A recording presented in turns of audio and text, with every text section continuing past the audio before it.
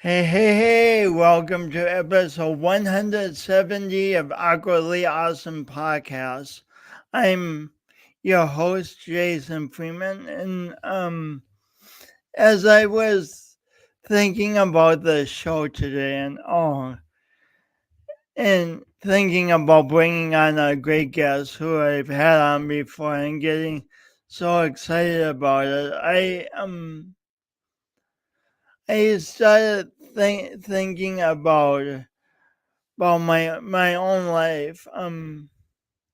When I was in fifth grade, what my best friend was out biking and died in an accident, and then like the next year or two, my grandmother, my dad's mom, died of a brain tumor, and I'm telling you this because as a kid, it was horrifying, and I think that I know then that I developed a lot of habits around grief that that that weren't productive, that weren't healthy. So with that preamble, I'll be back to introduce my guest in a sec.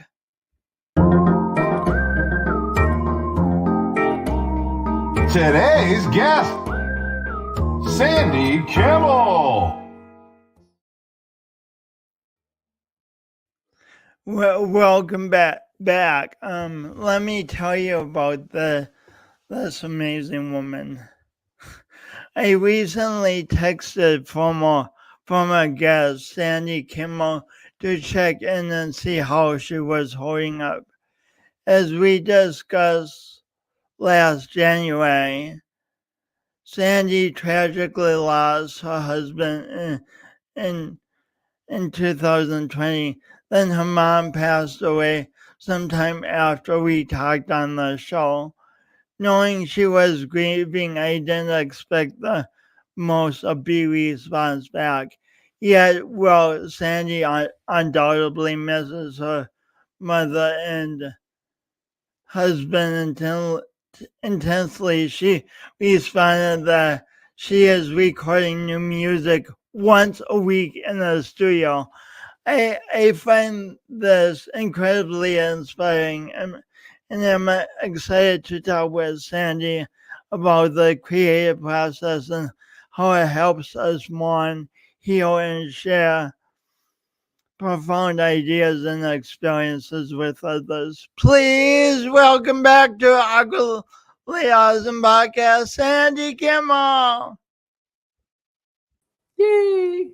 Thank you, Jason. Thank you so much. What a warm welcome, and what a great jumping off place for us to start. So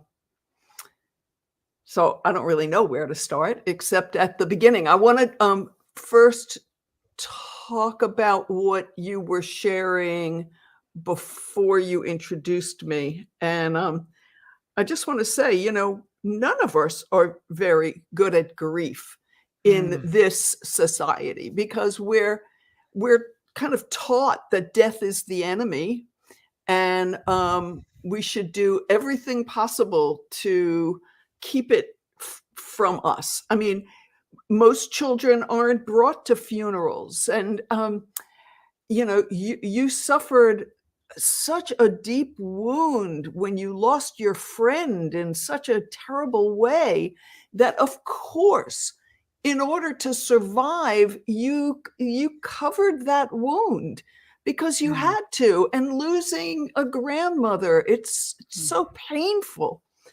And I want to say, I used to call myself Joy Maker. That was my moniker.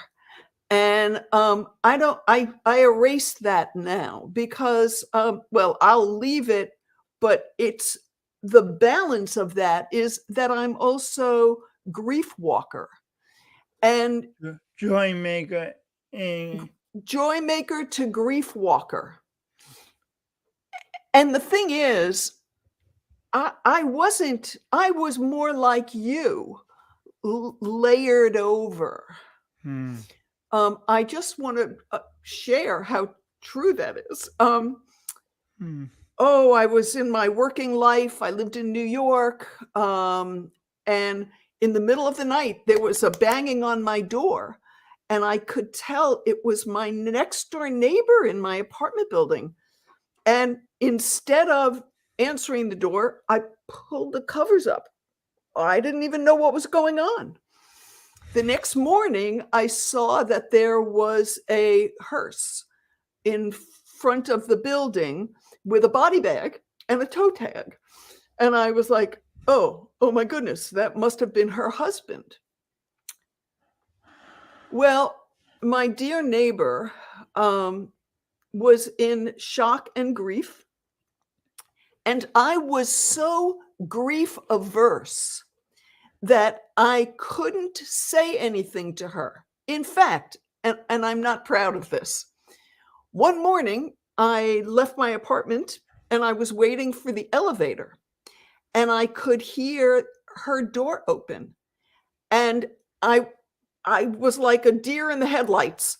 So I jumped into the laundry room. I opened the dryer and I made believe that I was fiddling with my clothes in the dryer rather than look at this beautiful woman who had lost her husband in the middle of the night to say, I'm so sorry. I'm so sorry. So imagine my surprise. Some months later, when I'd left my corporate job and, I was beginning to walk on the path of finding out who I was authentically, and I would say, use me where you need me. And one day, what got downloaded to me was hospice. And I was like, oh, come on, you're kidding. Not me. No way. And it was a persistent thought until I finally called a volunteer director at the local hospice and faced my own demons around death and dying so that I could sit by the bedside with patients and families and share my music at the most sacred time that there could ever be, really.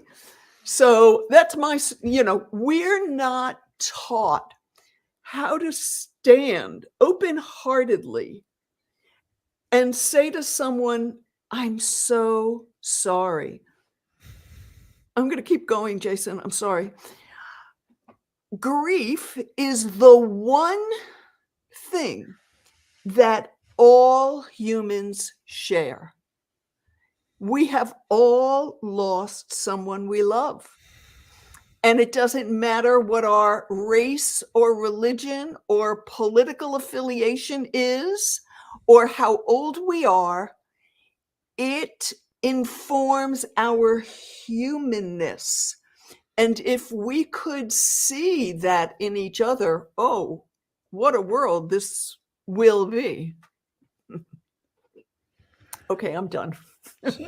So, speaking of seeing it in each other, what are some of the most what have been some of the nicest ways that people have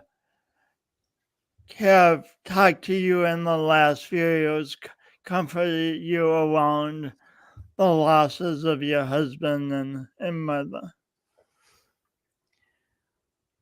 When someone says, there are no words, but I hope you know I'm with you.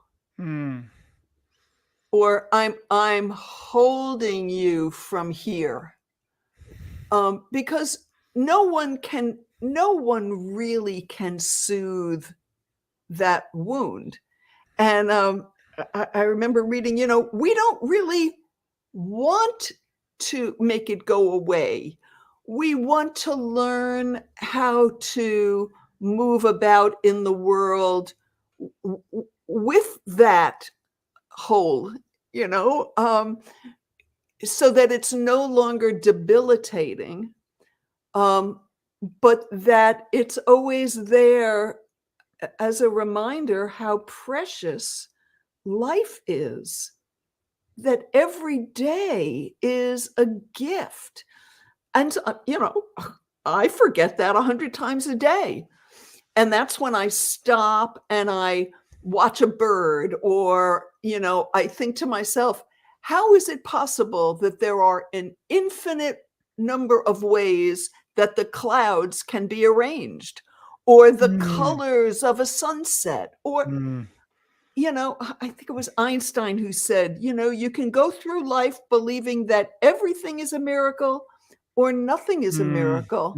And my life got so much brighter when I started noticing that just being alive is truly remarkable. It is. What is this? How did we get here?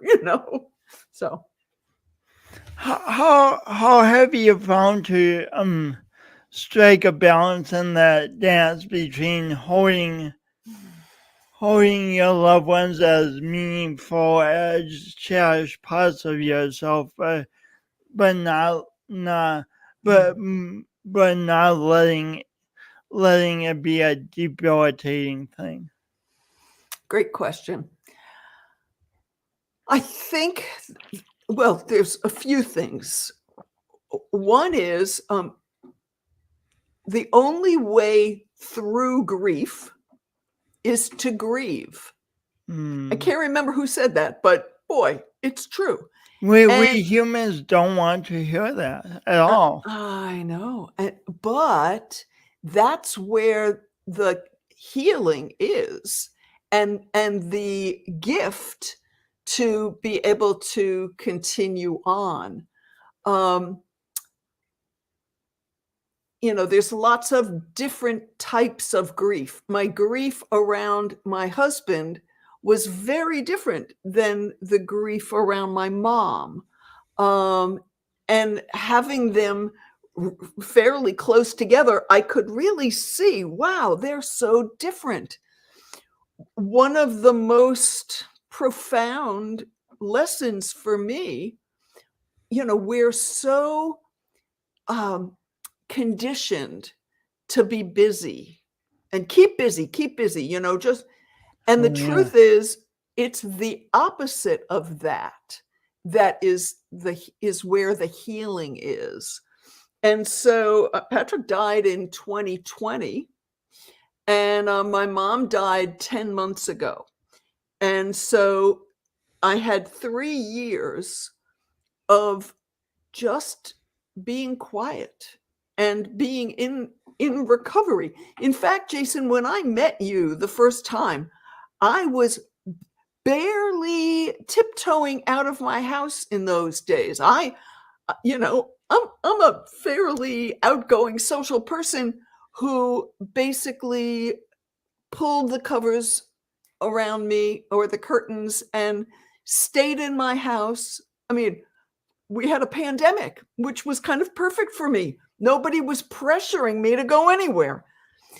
But in that quiet, I started to hear my own inner voice again, which I hadn't for a long time. I was very busy being a caregiver. And then also in those 3 years, my mom was quite elderly, and I was still her main person here. And I was spending, a few days a week. She was in a facility, but, just arranging her medical care and keeping her company and trying to keep her uplifted in whatever way I could. Um, so I would get out of the house to go see her, and then I'd wait a couple of days and I would go back and she'd say, "So tell me about your life." And I would laugh and I'd say, Mhm. "Mom, I don't have much of a life." And she'd say, "Well, what do you mean?" And I, "Well, I come to see you." And she'd get indignant and say, "Well, you didn't come yesterday." And I would say, "Well, that's true, Mom, but I was recovering from coming the day before." I think, to me, we do ourselves a disservice by, and there are many addictions. I remember reading once a list of addictions. Being on the being on the telephone is an addiction, or certainly these days watching the news is an addiction, or scrolling, endless scrolling. I mean, it's not only drugs, alcohol, blah, blah. There's lots of ways that we keep ourselves from truly feeling, because of the pains that we buried when we lost our best friend in 5th grade. Who wants to feel that again? But I'm here to tell you that all of those things that we've pushed down, they're not gone. They're waiting to be acknowledged so that they can be released. How does acknowledging those feelings help them to flow? Well, it's like when I finally faced my neighbor and was able to say to her, "I'm so sorry." Um, we carry all of the wounds, and some of them were even before we could speak about Yeah. what a wound was. Um, I believe that the most meaningful work that we can do in our lives is to truly know ourselves, and go so much of what we do is a pattern, it's a habit, Hmm. we're on automatic, and when you press the stop button and say, "Wow, I'm sure you've had this experience. I'll be driving and all of a sudden I'll be like, "Oh, how did I get here?" Because I used to say I spent most of my life in the half inch between my eyebrows. Thinking, thinking, thinking. Life isn't in the thinking. It's in the moment. It's now. It's when you take a breath and say, "Oh, I'm sitting." So there's a great practice. Just notice 5 things. So in this moment, I notice I'm talking to you. I'm sitting in my chair. I feel very comfortable. There's my bookcase is behind me. The light is on. I can see the window. In other words, name things in this moment, because then you're not just in your thinking mind. And why is that important? Because this is when life is happening.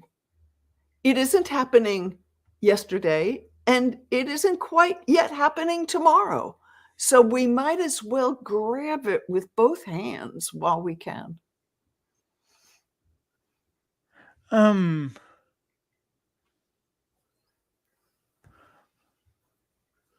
when did this type of mindfulness come into your life?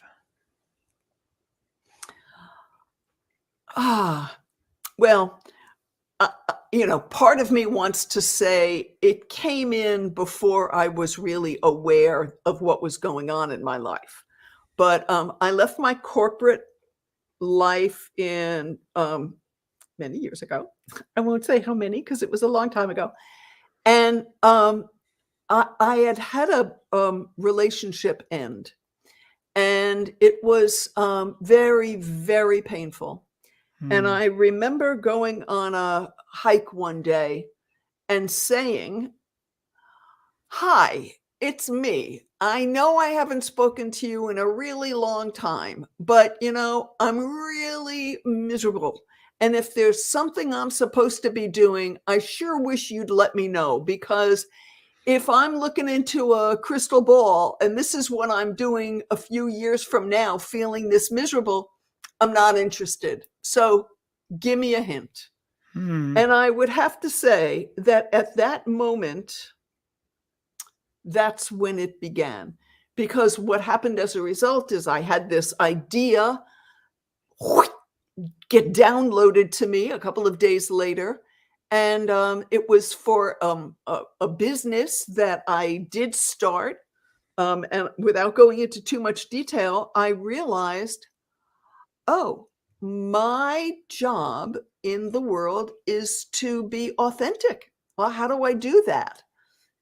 How do I shed all of the years of conditioning so that I can be who I truly am? And I'm still working on it. And that was a long time ago. So one day the word yoga came into my mind. I'm like, Hmm. yoga? What's yoga? Hmm. And this was before everyone was doing yoga. I went to my first yoga class, Jason. I was wearing stirrup pants. Okay. So like I couldn't really move my legs, and a cotton sweater that was kind of heavy. And I remember about halfway through the class, I thought to myself, oh my God, this is the hardest thing I've ever done in my life. And my next thought was, and I'm going to do this for the rest of my life.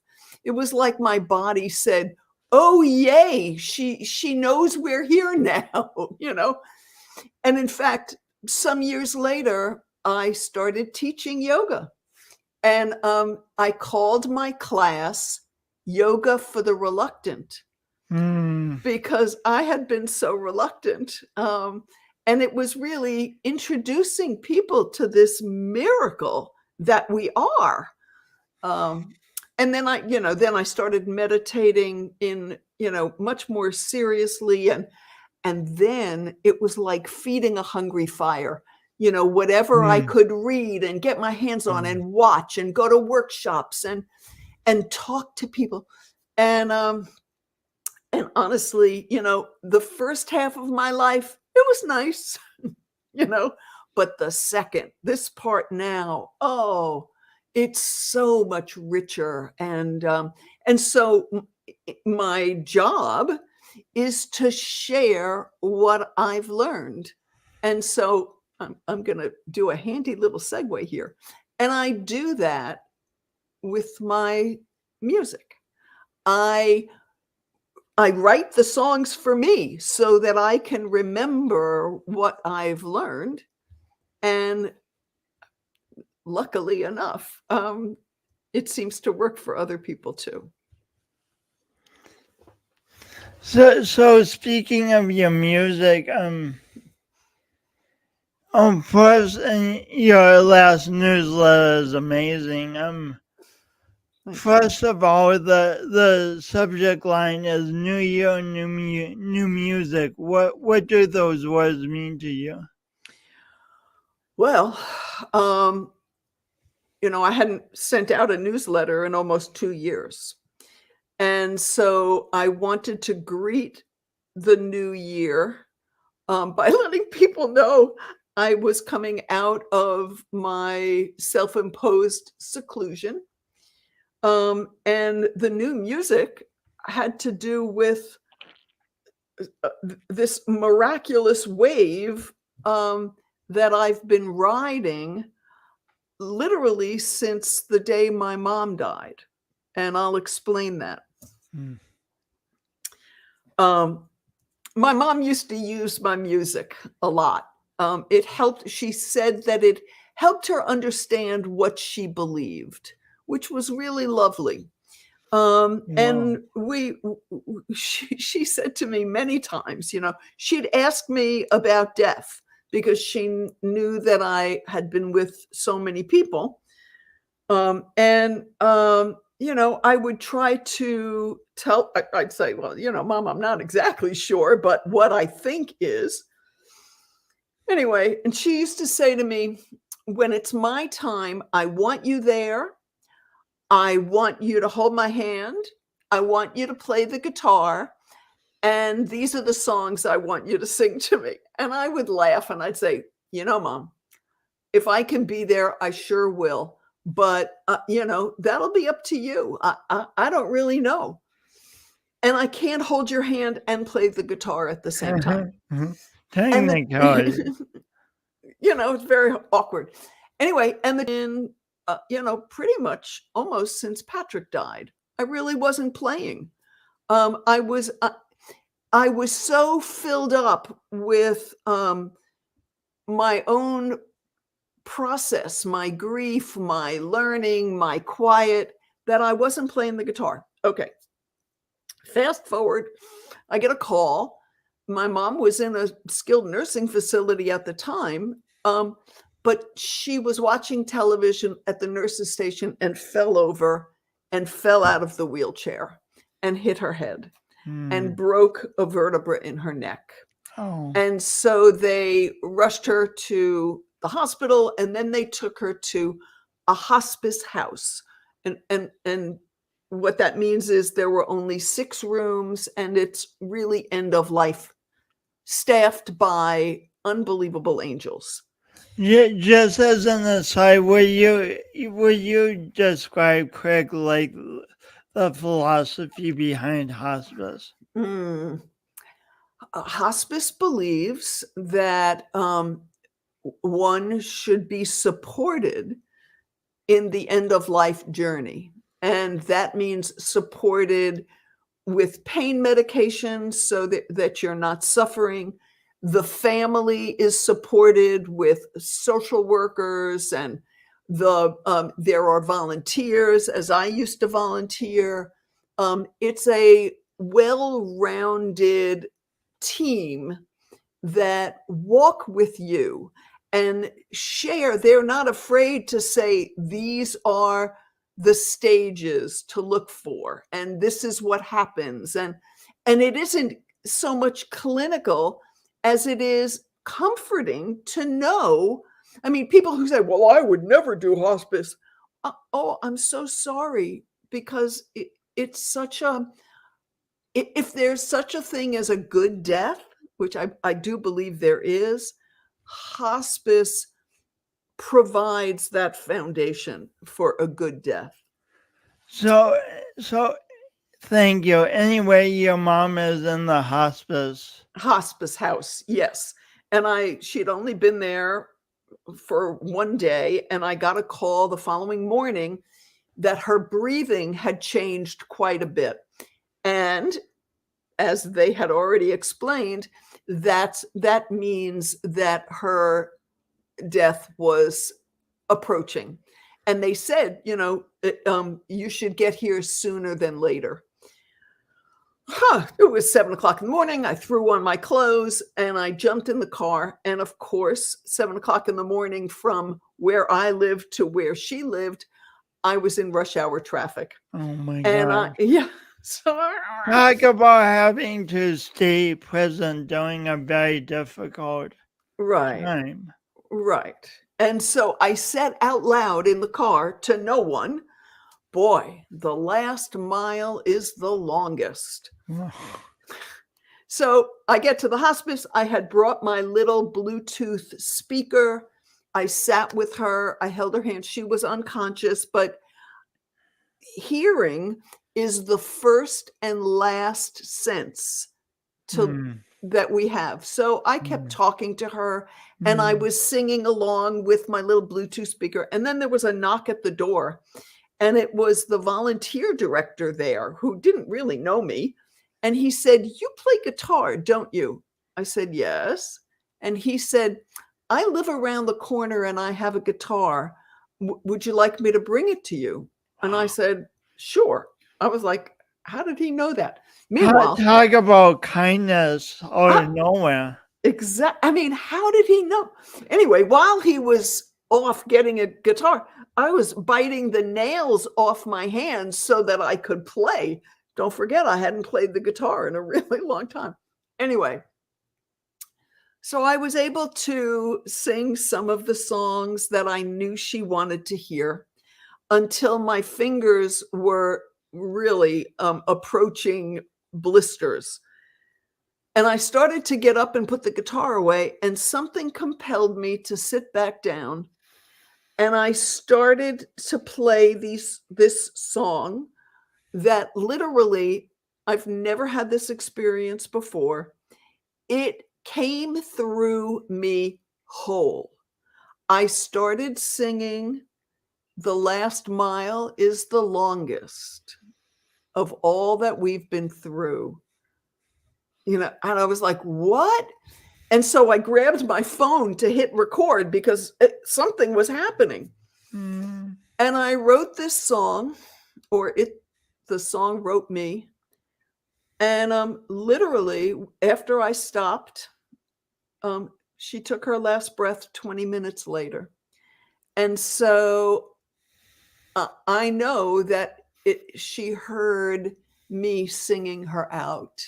Mm. And that's when my new ride began with my new music, because that was in March.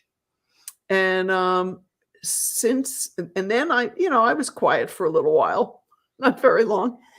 And then suddenly I started writing a lot of songs. They were persistent. Like, I'd be brushing my teeth and a thought for a song would come and I'd write it down. And So you didn't have the intention, I'm going to write songs. They just no, came. they just came. And I'm very fortunate. I have a wonderful producer. Also, he's been a collaborator, and he produced my album Soul Feathers in 2014. His name is Thomas Barkey. And we then wrote together for many years, where I would just write the lyrics and send them off to him, and he would compose and produce these wonderful, wonderful songs. It kept my hand in the writing. Anyway, I called Thomas and I said, I think there's something happening. And so he said, well, come on up. Let's see what's going on. And we started recording maybe in August. And I only go on Sundays because he lives north of LA and I'm down near San Diego. And so I don't want to get stuck in traffic all day. So I only go on Sundays. So the album is going to be called A Year of Sundays. And actually, just today, I sent him something else that seemed very persistent and wanted to come through. So I think that makes 15 new songs. Wow. And I just want to say, some of them are very personal, like The Last Mile. And there are 3 songs that are very grief focused. One is called Grief is Having Her Way with Me. And another is called The Sweetest Form. And that's one that really came through for Patrick. But then there's the other side of it, where there are some personal songs. And there's even a very funny song, if I may say so. I used to say to people all the time, I'm an analog girl in a digital world. And a friend of mine said, oh, God, that's a great title. And I was like, that is a great title. So there's actually, that's another song on the album. And there's also songs for and with humanity and for the raising of consciousness and mindfulness and love. So in a way, the album encompasses it contains all emotions, a lot of emotions. Yes, it does. All of me. It includes all of me. Yes. So could we back up for a sec? So like this past year, the creative process has been just almost like saying, "Hey, Sandy, That's we're right. going to do this," but was that a process through your life to open that up, or did you just always have that? Both and, you know, what I realize in these past months is that it's like I was saying before, when there's a lot of other noise, when I'm really busy in my mind, there's no room for the quieter whispers to come through. Mm.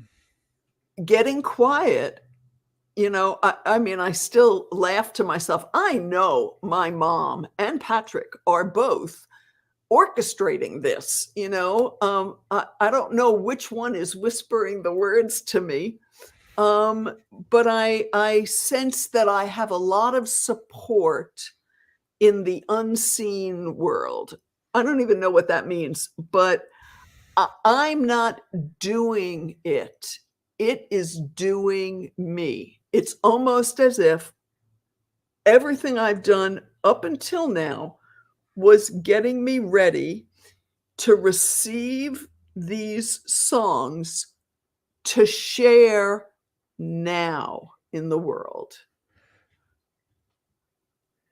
That's the best way I could describe it. Speaking of sharing songs, will you please talk a bit about how you share the oh, it gives me goosebumps to even think about the image, but how you shared the last mile with a big group at an outdoor event. Oh, that. Huh. Well, in addition to not having played my guitar in a long time, I also hadn't been performing in a long time. And a few weeks after my mom died, I got a call from the hospice. And A it was few the weeks, not a few months, a few weeks. no, it was she died March 23rd, and I got the call in the beginning of April. Wow.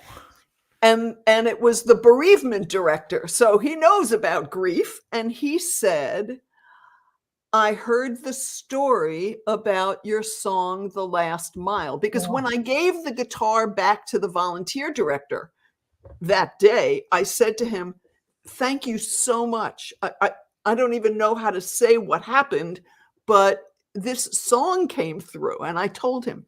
So And you still don't know how he knew to get you a no, guitar. I have no idea. I have no idea. Really, uh, really, that was a stunner. But he told at a staff meeting, my story. And so the bereavement director called me and he said, I know it's very soon to think about, but we have an event every June for the community where it's a butterfly release memorial service. And we would be, honored if you would share your story and the last mile at this event. And I said, well, I will, but I have to tell you, I have not yet been able to get through the song without crying. Hmm. And he said, that's okay. We'll all be crying too. And so I said, okay, sign me up. And that event was in June, and it was held outdoors at the flower fields in Carlsbad. And I had And will you describe what the flower fields are? it's this beautiful. They grow ranunculus, which are gorgeous, and there's also gardens that I had never seen before, and they have a large barn with a performance space outside. And so I said, how many people are you expecting? And they said, probably around 300. Oh, I thought to myself, wow, that's a lot of people. Okay, I'll do it. Well, that day, there were more than 700 people. From 300 to 700. Yes. And what it said to me, Jason, is that people are beginning to be willing to acknowledge their own grief. And there's something about being in community when you do that. Shared grief is such a profound experience.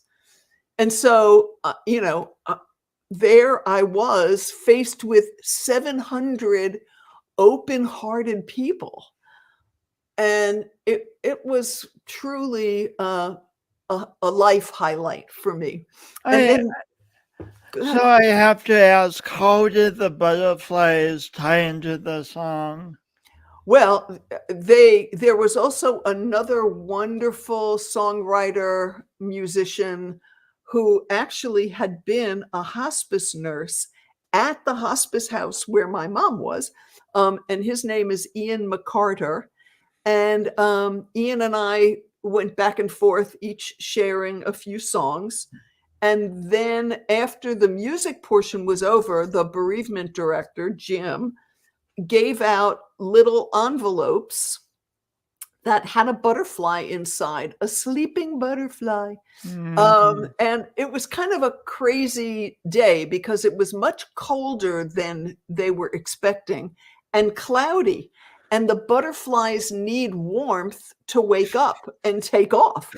So, and really, it was a miracle because as people started to open their little envelopes, it was supposed to be at all the same time, but people were so excited that all of a sudden the sun broke through, the wind stopped, and there were butterflies zigging and zagging in every possible direction. Oh, gosh. It was very beautiful. Yeah. And I will say, a few of them landed on me, which was very nice. But one of them landed on my leg and literally was there for 10 minutes. I kept looking down. I was walking around. It was still there. So it just was such a highlight, such a highlight. So I encourage your listeners, viewers, to support your local hospice. If you know someone in need of care, we don't have to be caregivers alone. We're humans helping each other. I think it was Ram Dass who said, we're all just walking each other home, and so we are. Around death, I mean, as we've talked about, people often get awkward about talking to people who are grieving. Do you find it helpful when people say a memory of your mom or Patrick, or is that not helpful? Oh, it's helpful, of course. Especially if it's a memory that I have good feelings about too. Yes, share a memory. What a gift that is. Honestly, just being authentic with someone who is grieving is the greatest gift you can give them. And by that, I mean, if you're moved to share a story, absolutely. If you don't know what to say, don't say anything. Just hold a hand. If it's soon after a death, bring some food. My refrigerator was very full right after Patrick died. And the thing is, for me, cooking is very therapeutic. So it was just kind of funny. It was like, I don't have to cook. I don't have to, But I don't have to cook, but I want to cook. Exactly. There are, I used to say there are as many paths as there are people who walk them. And I'm going to change that a little bit for this conversation and say there are as many ways to grieve as there are people who are grieving. As many ways to grieve as there are people who are grieving. Right. So it's never too late to grieve someone. I had losses in my life that I wasn't paying attention. But I can go back. Oh, well, one of the things about death is every funeral I've ever gone to brings to mind all the other funerals, right? Right? Isn't that an amazing phenomenon? So in that moment of saying goodbye to the person whose funeral I'm attending, I can also take that opportunity to say goodbye again to everyone I've lost. So it almost becomes an honoring of everyone who's been part of your life and who you've lost. Yes. Why not? It seems perfect to me. So I want to circle back to something you asked me in the invitation to come talk with you today. And I've been thinking about it since you invited me, so I'm definitely going to share it, okay? Oh, yeah, please. You asked me for 3 influences, creative influences that I had in my life that led me to here. And I've actually had a lot of fun thinking about that. And so I want to share the 3 with you. The first one, I was very young. I was 5, in fact. The first one is Danny Kaye. And Danny Kaye was a performer that brought his heart wherever he went. And he used to work for UNICEF, and he'd go all over the country, all over the world, to share his funny songs with people who didn't speak English. But it didn't matter because they spoke love. And he was a hero of mine, and I got to meet him a number of times in my life. And in fact, I dedicated my first album to him, because what I learned watching him is that you can bring love wherever you go. So you can bring love wherever you go. So he represented spirit to me. And then as a teenager and in college, and Joni Mitchell had a profound effect on me because she wrote about emotions in a very deep way. I remember a few years ago, I was making dinner one night and I put on one of her albums, and I was immediately depressed. And I thought, oh my God, what's that about? And I realized it was an album I used to listen to in college when I was really depressed. And no wonder I was depressed. It was very sad. The music was very sad. But I learned that it's possible to pour emotions into songs. And then the third one is Stephen Sondheim, who was the great musical theater writer. And what I learned loving and studying Stephen Sondheim is that it's possible to be intelligent in lyric writing, that you can bring your mind. So between those 3, Danny Kaye was spirit, Joni Mitchell was emotion, And Stephen Sondheim was brilliance, was mind. And did you study with Stephen Sondheim directly? not literally. But I used to study musical theater, and I was involved in musical theater. And one year, many years ago, I wrote him a letter to thank him for being, my teacher, even though he didn't know.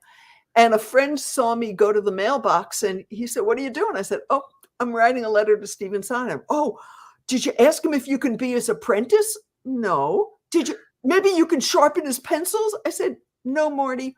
All I want to do is make his day."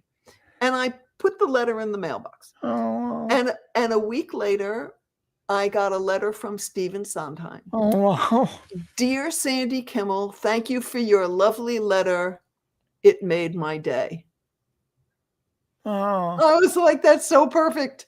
So, Oh, that's such a great thing tying in with how we be with each other and stuff. Like, I mean, that didn't take him that long no. to write, but I mean, but what a huge act of kindness. I think sometimes we think something has to be complicated and take a long time to be kind, but it really doesn't. Well, Jason, there is a follow-up to that story, because a Oh. few days later, the super of my building knocked on the door, and he said, "While you were away for the weekend, these flowers came." And it was this beautiful, exotic arrangement. And I looked for the card, and there was no card, but the name of the florist was stapled to the box. So I called them, and I said, "I got these beautiful flowers, and I'd like to thank whoever it is." And the owner rifled through the receipts on his desk. He said, "Oh yeah, well, just a minute. Oh no, I'm sorry. It says, 'Do not reveal sender.'" And I said, "Wait, oh, come on, you're kidding." And he said, "No, I'm sorry, ma'am. Florists and doctors' offices cannot, and I was like, "Come I on, didn't it's know some flowers. flowers." Sometime later, I was at a party with someone who was a rehearsal pianist for Stephen Sondheim. And the friend who took me to the party said, "Tell him the story and about the flowers," because it drove me crazy. Nobody in my life would send me flowers without wanting credit. And and this rehearsal pianist said, "Oh, well, that's definitely Sondheim. That's definitely something he would do to make your day." My gosh. And I was like, My "Really?" gosh. So I still have the little vase that it came My from. gosh. So Oh my so gosh. so no, I didn't study with him directly, but he is my musical theater hero, was my musical theater hero.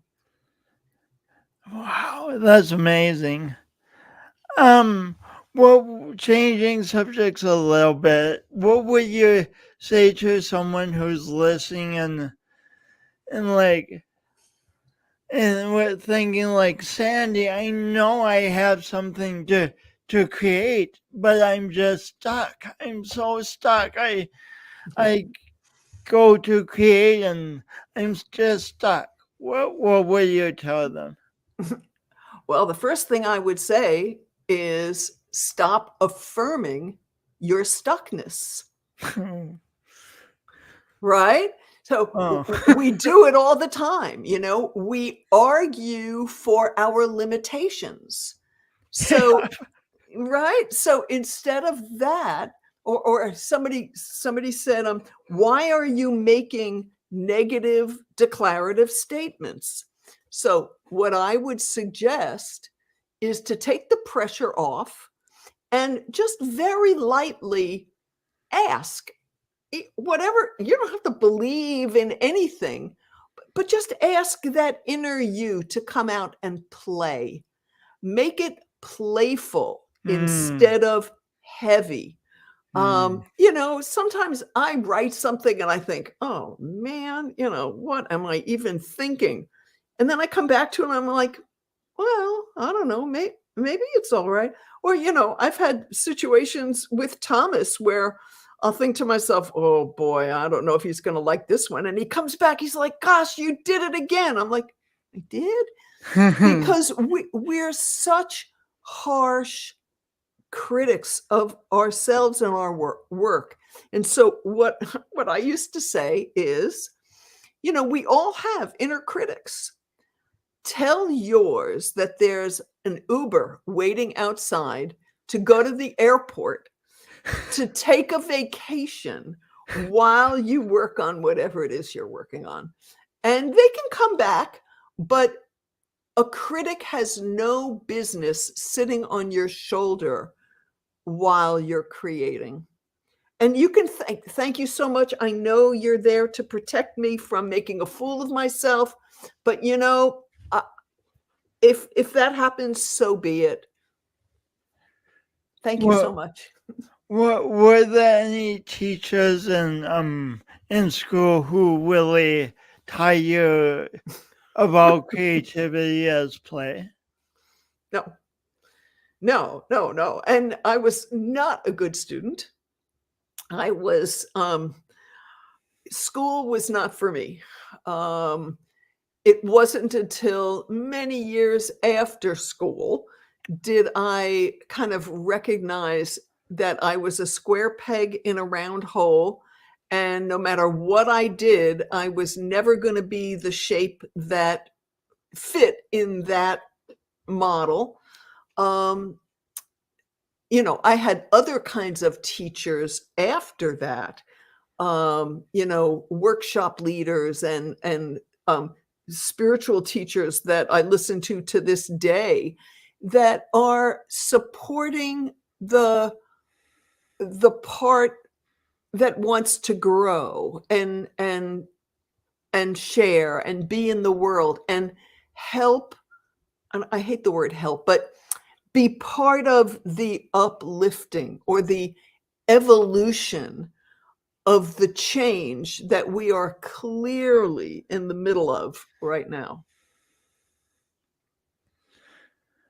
We're wrapping up, but I need to ask, what would you say to a student, grade school, high school, who's listening and like, Sandy, that's me. I feel I don't fit in. I don't belong in school. How am I going to get through this? It's awful.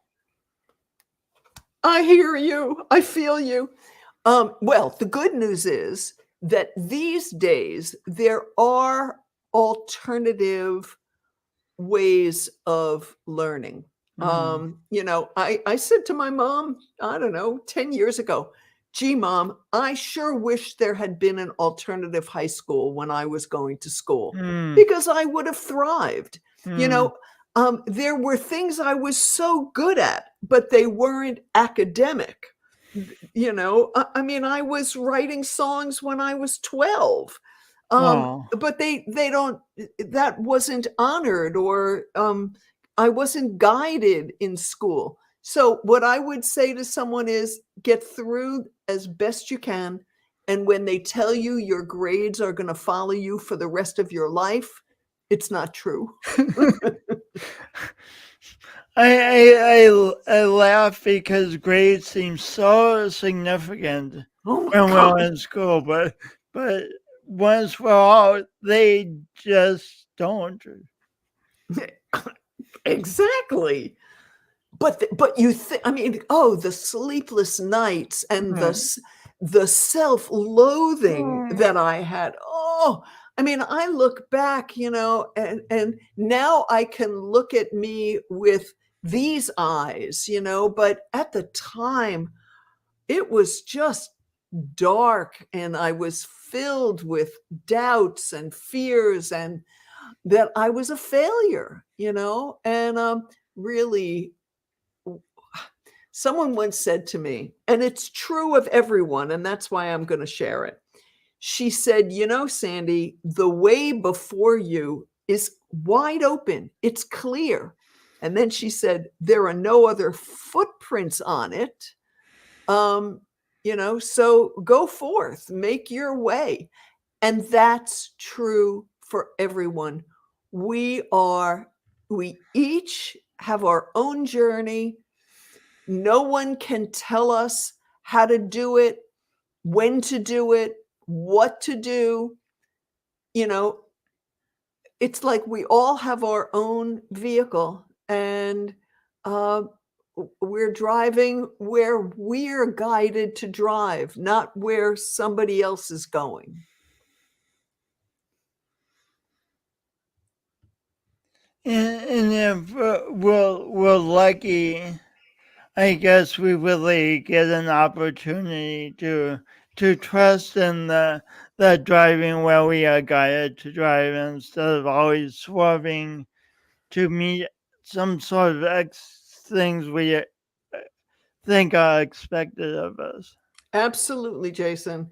And a lot of it is about saying yes to things. You know, saying yes to going to that dinner where I met you, saying yes to you, to doing that first podcast, you know, saying yes again. I don't know where any of this goes, but I know that I'm doing the next thing in front of me to do that is aligned with how I feel. Speaking of saying yes, you could have so easily said when the hospice, Right. but we met director called, you could have so easily said it's way too soon, I just can't. I know. But instead you say yes, and you created a moment you will always remember, and 700 people. Unbelievable. Wow. It was unbelievable. So, Yeah. so I asked you this the last time we spoke, and I'll ask again because I always ask my guests this. To me, the definition of imperfect best is always expanding, but what it basically means to me is I go for what I want in life, and when I make mistakes, experience obstacles, I try and learn from them instead of being stopped by them, so I can move forward. What does doing your imperfect best mean to you? Exactly what you're saying, but I would add that there are no mistakes. There are rerouting opportunities, or something that looks like a mistake. When it happens, you find out a year later that if that hadn't happened, then this wonderful thing wouldn't have happened. And so somebody once said to me, "Oh, Sandi, sometimes a cigar is just a cigar." And I said, I don't believe that. I think that we are always being guided to take the next step, even though there are no other footprints on that path. Beautiful. Thank you. How do people find your music and find more about you? Happily, it's easy to find my music. I am on every streaming platform. Congratulations. Thank you. Amazon, Apple, Spotify, Pandora, blah, blah, blah. And if you just ask, for Sandi Kimmel, or if you type in, actually, all the songs are on YouTube as audios, and there are some music videos also. I have a website, sandikimmel.com. My email is very simple. It's sandy@sandikimmel.com. Wow. And, I am streaming wherever you listen to music. That's cool that you have sandikimmel.com. I think so too. That's wonderful. And there's a new website coming. I just don't know when. It's a rerouting opportunity. a rewilding opportunity. That's such a great phrase. Thank you so much for coming back and talking about very real things that us humans go through, but also talking about the growth and the beauty that can come from even these very hard things. Absolutely. Jason, thank you so much for opening the conversation with me about these hard things. And I think really ultimately it all comes down to love. And, as we can look at a fellow human being with the eyes of love, um, the world will heal. Oh, wow. As we can look at a fellow human being with the eyes of love, the world will heal. Wow. Thank you. Thank you, Jason.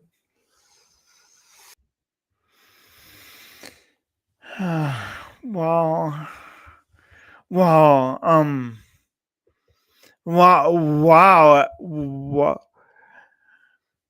So, sometimes, I know I've been in the past and sometimes even now, and I get so averse to having conversations that aren't like cheery or what you would call always easy. And talking about death and dying and grieving is definitely one of those conversations that isn't always easy, but oh my gosh, it's such a release, such a beautiful thing to be able to talk about it.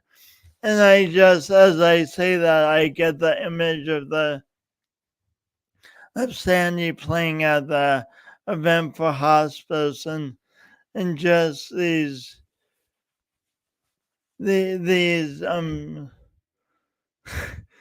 my colors under, I just noticed that.